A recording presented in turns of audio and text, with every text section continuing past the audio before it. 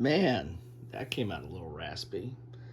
Yes, it's Kilroy. I'm back, and I'm still under medical supervision or whatever that's called, and still on meds.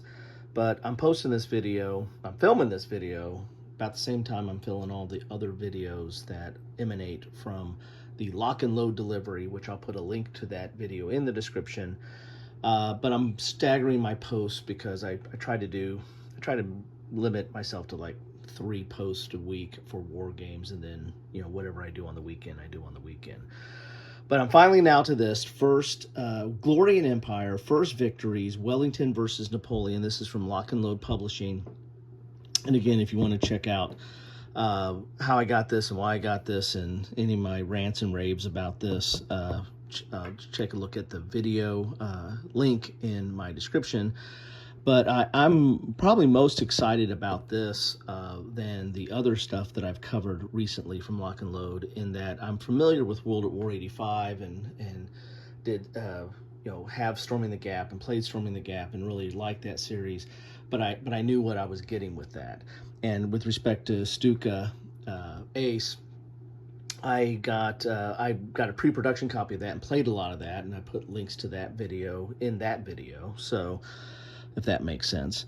So I was familiar with both of those games, and the thing about Stuka was that it's different. It's a different offering for Lock and Load, and this is a different offering for Lock and Load. This is Napoleonic Wars, and it's a different kind of system in here, and I really did not follow this very closely when this was getting some attention back before they put it on Kickstarter or whatever and released it, but it is shipping now, and I'm excited to get inside this box and see what this is about. I've seen very few videos on it, but a Napoleonic warfare, the Napoleonic time period, is something I've always been kind of fond of and interested in, and read a lot of history on it, and I've covered quite a bit of Napoleonic type of games. Check out my playlist on that. And so I'm interested in seeing what this system is about and how this plays. And so, in fact, that's got a solitaire suitability of 9. That's something that really interests me. The fact that it looks like it's got various levels of complexity interests me. It's got a lot of information on the counters, but I've grown accustomed to that, playing several different Napoleonic systems. Again, check out my playlist. You'll see a lot of the different systems that I've looked at. Most of them are grand tactical type of systems, but yeah. So anyway, enough of all that. Let's see what the back of the box says here. The Glory and Empire system is a fresh look at grand tactical command, maneuver, and combat during the French Revolutionary and Napoleonic period. The system is focused on command, maneuver, and combat, and is designed to be fast-playing yet accurate and rich with detail. The system is hex and counter game with a scale of 125 meters per hex. Units are battalions and companies for infantry, regiments and squadrons for cavalry, and companies for artillery. Each strength point is 100 men for infantry, 50 men for horses and cavalry, or 1 section or 2 guns for artillery. The rules consist of soldiers, battalion, and brigade rule sets, each with increasing detail. The soldier games gives players, man, this is heavy, and I'm still weak from my time. Anyway, the soldier game gives players now new to the era, golly, I gotta get some glasses, an introduction to foundational concepts of tactics in the horse and musket era. The Battalion Game introduces important concepts for maneuvering forces on the battlefield and has more detailed close combat procedures.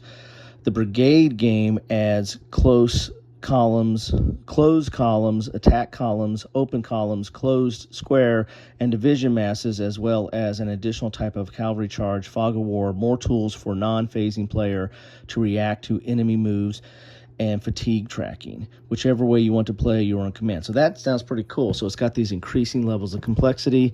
That sounds cool. You've got these cards that go along with it. I think that actually probably plays into the solitaire playability of this game. Let's do it here. Alrighty. Let's get this bad boy open and see what we have here.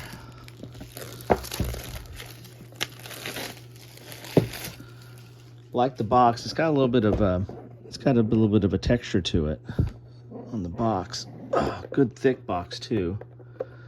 Gotta like that. Ooh, look at this. We got some templates in here. Some bookmarks. Good. We all need help sometimes. Yes, let's not forget that. Ooh, this must be for like artillery fire, I imagine. Nice little plastic templates there. Kind of reminds me of my D&D days, trying to see the blast of a fireball maybe. Cool. Interesting. See what that is all about. I mean, Lock and Load's always coming up with something different. So here's the core rules, version 1.0, the companion book, which is huge, okay? And let's look at these real quickly here. Full color, spiral bound. Lock and Load's going with the spiral bound approach, which isn't cheap, by the way. But it's more user friendly. I mean, you can lay the rules out flat and see what you want to see on it. So I do like that. I do like the spiral bound approach. So it looks like this is a lot of notes here, and that's designer notes, credits. So it looks like 120 pages of rules. Oh my God. Well, it's dual column. So maybe it's not all that complex. This is a new system for Lock and Load, and for definitely for me. So, and it does have those 3 levels of rules. So the first level is the soldier's game. So this is going to be the rules on that. So it starts on page 8, and you've got some colored sections in here to maybe have notes or emphasize certain things. Looks like we got some common concepts here of stacking and unit and formations. Oh, you got a whole chart here on morale. Movement. Zones of control. Is that line of sight? Yeah, line of sight. So several pages on it, but that doesn't mean it's necessarily complex. It might just mean that they are explaining it in detail. So that is 8 to 42 is the soldier's game. Is that right? What was that back of that box again? Oh, I got my stuff all out of wax now. Well, let's look at the table of contents here. So you got the soldier's game. Yes, the battalion game is second. So the battalion game starts on page 44. And let's look at the table of contents. You've seen enough flipping. Maybe you're flipping me off right now. So, and then the brigade game, so it goes to 93, and the brigade game starts at 95. And then goes to 120 something. 120 exactly. So there you have it. That's the rules. That looks interesting. I like to get into that. And then here is the companion book, which is going to be your scenarios and sort here. Ooh, got a lot of color in this. So you got Rallica, and that's one of the battles in here, and Viermo. And I'm mispronouncing this, but, I'm on medication, so I get a pass. Of course, when I'm not on medication, I still mispronounce stuff. So you get 2 scenarios here. You got a whole section on solo assist here. Okay, cool. So these are the scenarios. So you're going to have your order of battles. Ooh, nice looking map. We'll take a look at those a little closer. Wow. So and there's a whole history in here, it looks like, too. Wow, so you're just not getting the battle, you're getting the history, and I really do like that. So there's a lot of history in here. This is a scenario pack. So this booklet contains additional scenarios for first victories, Wellington versus Napoleon. Okay, so we got more than just those two main scenarios. You've got some of these other scenarios too, it looks like. Or maybe these are like sub-scenarios. I don't know. I'll have to read into it, but I got a lot of reading to do, right? Okay, let's look at the... Oh, wow, look at this. Look at these maps here. Okay, liking this.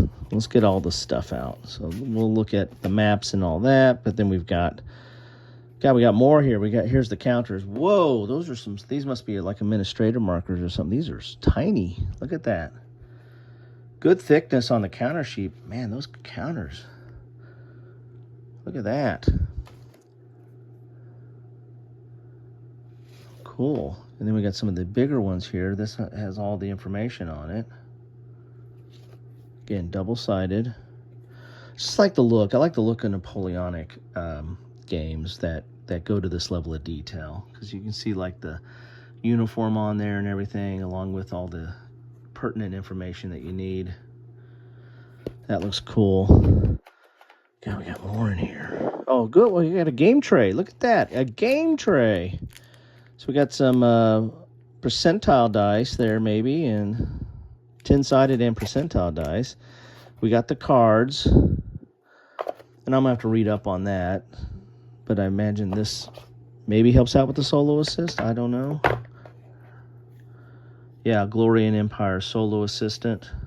That's these cards. These might not. These might be unit cards. Cool. So that's something I need to look into a little bit more. So let's look at some of these player aids here. They're on the bottom. So there's your train effects chart and your combat tables.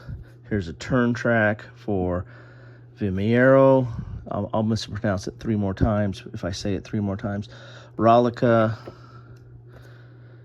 French artillery. So this is where you're checking off your shots. Here's your sequence of play. And these different colors might be different based on the different levels of play, maybe. Okay, so we've seen all that. We got some more player aids here. Ooh, we got a 2-fold here.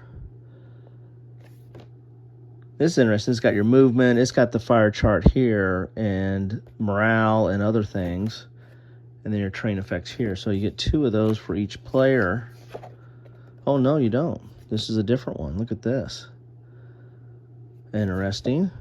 Oh, and here's your explanation of the counters. Gotta like that. Here's your different morale states. So those must be different. Those are markers, yeah, administrative type stuff, but deals with your morale and other things. Here's those artillery cones of fire. Yes, I was right on that. For once. Okay, and here is another 2-pager or fold out, 4-pager fold out. Huh. Interesting. Oh, and here looks like an order of battle here. Oh, it is. Maybe that's for Rolica. Oh, sorry for the glare. Very nice. It's all on good, thick stock here. And then for Vimiero. Yep, I have mispronounced it every time I've said it, probably. Okay, so what am I missing here? What happened to those maps? Maps. I got to find the maps. They're hiding under the counters, which is where they should be, right? Right? Look at that. Now, these are thick. These aren't paper maps. That's like cardstock type maps. These are the kind that like World War 85 have. But just look at the detail on this. This looks kind of like an old map from that time period. Do a little closer in on here. I'll just bring it up to you. It's really cool looking. Look at that. You got a town and roads and river, and you get the terrain levels here. Very cool. So this is for Rolica, as you can see there, when I decide to show you. And I imagine this is for the battle that will remain nameless, because I will butcher its name. Now this is a bigger map. So this is this size. This one is a bigger fold-out map here, but it's still on the same cardstock, or poster board type material, a lot thicker material of a map, but it's not so thick that you couldn't put plexiglass on it, but it's definitely thicker than paper, or like those paper maps you see from some of those other companies. All right, so here we go with this. Got a town here, the town, and you got Toledo, not Ohio, and interesting terrain here. A lot of road networks, a lot of higher terrain over here. Very cool. So there you have it. I've done my job. Showed you what is inside the box, which is quite a bit of stuff inside this box. I mean, I gotta admit, I'm pretty impressed with all that comes with this. And I'm interested in getting to this system. If you've played this system, tell me about it, or just tell me to go watch the videos that have covered some of this stuff, because I know there was a lot of stuff maybe a year ago, maybe a little bit more. Let's not get into that, how long ago that might have been, but there is quite a bit in this box for you to get your hands on and get into some Napoleonic warfare. So I'm going to do that as soon as I get this punched out and the rules read. The rules might take me a little bit to read. Not in my most cognitive state right now, but you'll probably never see me in that cognitive state. Anyway, that's what I have for you today. Thank you so much for stopping by. I want to thank David Heath of Lock and Load for getting me this copy to share with you. I will, as soon as I get through those rules and punch everything out and push some counters around, I'll try to get a video out too about what I think about it and maybe how it plays, or maybe in an after action report. Thanks all. Take care.